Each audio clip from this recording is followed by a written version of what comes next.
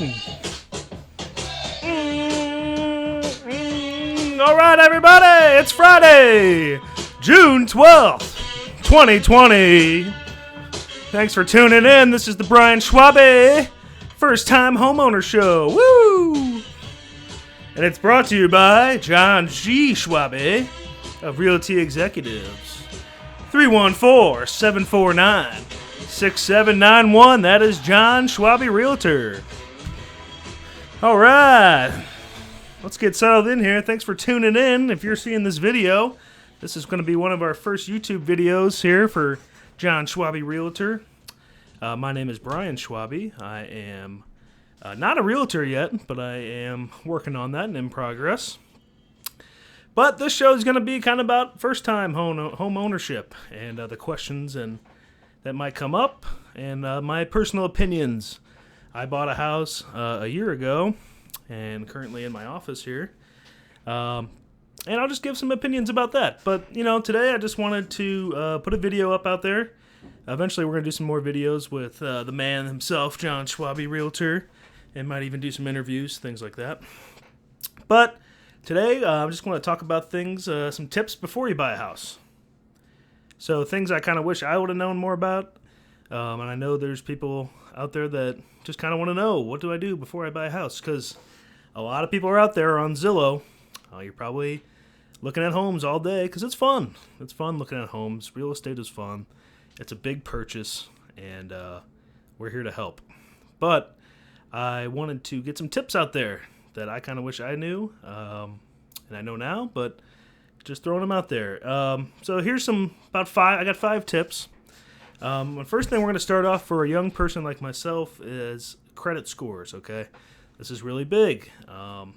If you're wanting to buy a house, they're going to run your credit for a loan. So you are going to need to get a credit card or start building credit somehow. And you can check those credit scores online when you log into your credit card statements and things like that.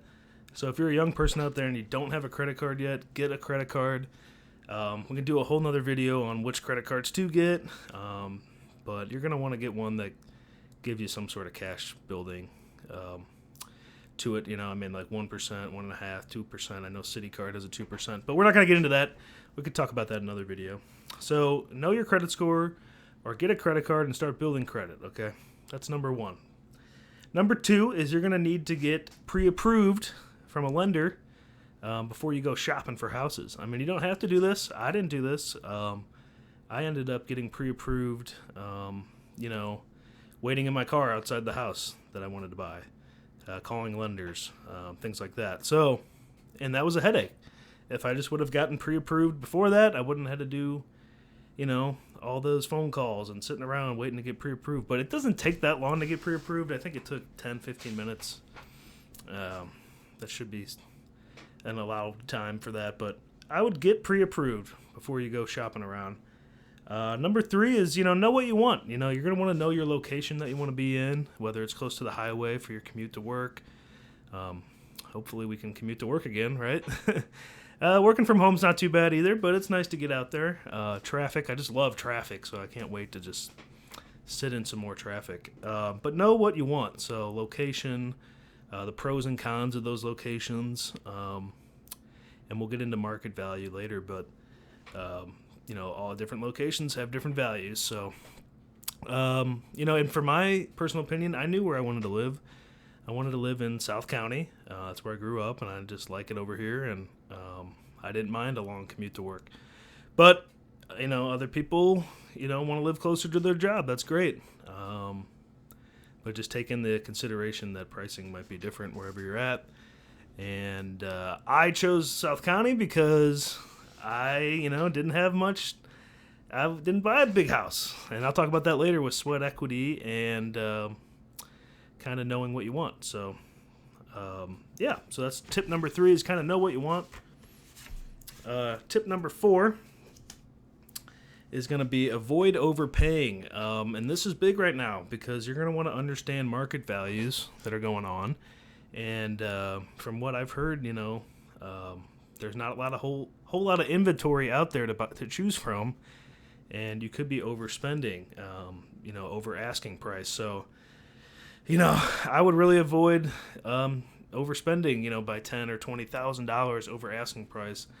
You will never see me doing that, but that's just because I like to work on the house. So that's my other thing I was going to get into is I like to buy a home that needs some work, some upgrades, and then I can do that over time. So that's what I've done currently here at my residence is just doing sweat equity, which I could do a whole video about next time. But I thought it would be a good decision to buy in the lower price range and to put in those nice upgrades over time. So, my opinion is I don't want to overspend for those granite countertops or those nice appliances, wood floors, things like that, open floor plan. I kind of wanted to go over time to add some of those things to my house. And I've gotten to do pretty much all those things I've just talked about in a year. So, and that's with good budgeting and planning and spending and doing a lot of it yourself. So if you want to become a DIYer, this is a great little show for you here. We'll talk about stuff like that. I'm still very new at this as well. So, but the internet is great, and YouTube can teach you anything about fixing anything in your house or upgrading your house.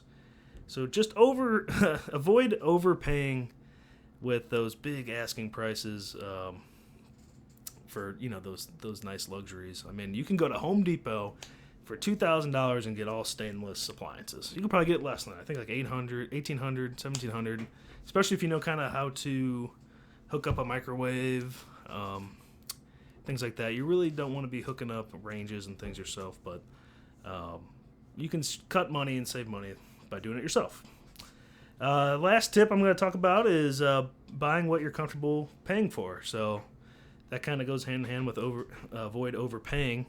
So, you're going to want to set out a budget for yourself, especially the monthly payment and your down payment as well. So I chose to do a down payment that was a lot lower of 3% to get into my house. So that's an option. You can definitely put less money down. Your payment's going to be higher, but it's whatever you're comfortable with. So for me, it was comfortable, and I chose it. So, it's really fun to go down Zillow and look at houses that are super nice and probably, just the next tier up on your budget. But, in the long run, you could be overpaying and or, putting all your money into it, I myself like to hold on to the sweet cash, and that's why I put less money down and more into the upgrades of the house. So these are some tips for the first-time homeowner. This is I'm not an expert. I know that I'm sure I got some things wrong here, but I thought these were good tips to know. And I'll just recap them real quick. So first of all, know your credit score. And if you don't have a credit card and haven't been building credit, start doing it and paying off every month, your credit card every month. Next is to get pre-approved before you go shopping. So find a lender. And you're going to want to do that because it's going to save you time. And know what you want. Number 3, know what you want. Your locations, the pros and cons. I also could have touched in about like lawn work. You might think a big lawn is really nice, but man, you got to cut it every week, or the cost of maintenance on your yard is really expensive over time, and things like that. So just kind of know what you want. Number 4 is avoid overpaying, especially right now. We don't. For a first-time home buyer, I really think you should kind of get into a project that you can put your hands into and do some sweat equity and not overpay.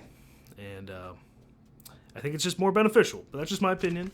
So avoid overpaying. And then number 5 is buy what you're comfortable with, and that you can see yourself in the house as well. So imagine yourself in the house and the commute to work and where the grocery store is, things like that, and be comfortable what you're paying for. And I think these are some good tips if you're a first-time home owner, especially a millennial. Us millennials need all the help we can get, right? Anyways, thanks for tuning in. We're going to have more shows here available on YouTube on John Schwabe's page here, and eventually we'll start doing some shows with him. And if you need to buy or sell, ask John Schwabe. Call him up. 314-749-6791. And I'll leave you with some more of the Hey song. It's a great song. See you later.